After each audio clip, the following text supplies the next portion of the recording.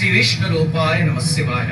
వరలక్ష్మి వ్రతం పూజ చేశాక ప్రతి ఒక్కరూ వినాల్సిన కథ ఒకటి ఉంది. ఈ కథని పరమేశ్వరుడు పార్వతీదేవికి చెప్పారు. మొట్టమొదటిసారి ప్రపంచంలో వరలక్ష్మి వ్రతం ఆచరించిన చారుమతి అనే ఒక స్త్రీమూర్తి కథ. మగధ దేశంలో కుండిన పట్టణంలో చారుమతి ఉండేది. ఆమె సుగుణవతి, వినయ విధేయతలు, భక్తి గౌరవాలు గల స్త్రీ. ప్రతిరోజు ప్రాతకాలాన్నే లేచి అత్తమామల్ని సేవించుకుని ఇరుగు పొరుగు వాడితో కలిసి ఉండేది. ఆ స్త్రీ సౌశీల్యానికి మెచ్చి ఒకసారి వరలక్ష్మీదేవి ఆమెకి కల్లో సాక్షాత్కరించి, చారుమతి, శ్రావణ పౌర్ణమికి ముందొచ్చే శుక్రవారం రోజు వరలక్ష్మి వ్రతం, ఆ రోజు నన్ను పూజించు, నీవు కోరిన వరాలు ఇస్తాను అని చెప్పి అమ్మవారంతా ధనమయ్యారు.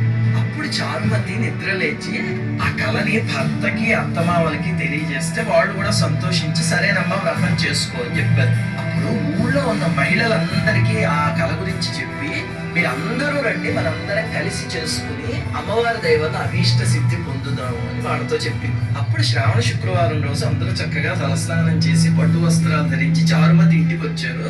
చారుమతి చక్కగా ఇంట్లో షోడశోపచారాలతో అమ్మవారిని పూజించి భక్ష్య భోజ్యాలన్నీ అమ్మవారికి నివేదించి 9 పోగులున్న దారాన్ని చేతికి కట్టుకుని ఆ స్త్రీలందరితో కలిసి అమ్మవారి మండపానికి ప్రదక్షిణాలు చేసింది. మొదటి ప్రదక్షిణ పూర్తవ్వగానే కాళ్ళకి అందెలు ప్రత్యక్షమయ్యాయి.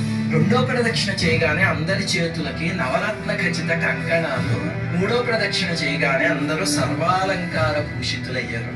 వాళ్ళు చేసిన వరలక్ష్మి వ్రతం ఫలితంగా చారుమతి ఇంటితో పాటు ఆ పట్టణంలో ఉన్న స్త్రీలందరి ఇళ్లలో ధన కనక వస్తు వాహనాలన్నీ నిండిపోయి వాళ్ళ భర్తలు కూడా వాహనాల్లో వాళ్ళ ఇంటికి తీసుకువెళ్ళడానికి వచ్చారు. ఇది కథ.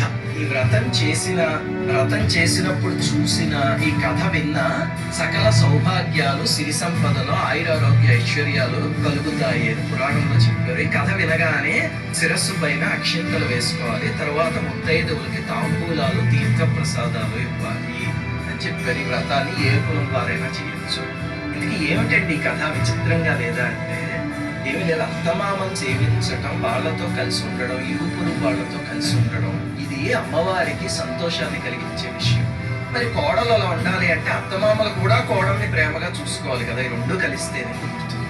ఇంకా రెండవది ఏమిటి అంటే, మనకి ఏదైనా మంచి జరుగుతుంది అంటే అది 10 మందికి జరగాలి అని కోరుకోవడం సద్బుద్ధి. అంటే అందరూ బాగుండాలి, అందులో మనం ఉండాలి. అలా చేయగలిగితే కనుక అప్పుడు అమ్మవారు ప్రతి వాళ్ళ జీవితాన్ని ఇలా సౌభాగ్యంతో, సంపదతో నింపుతుంది అని కథ చెప్పే విశేషం. మీ అందరికీ వరలక్ష్మీదేవి పరిపూర్ణమైన ఆశీస్సులు ఉండాలి. శ్రీ వరలక్ష్మీదేవి.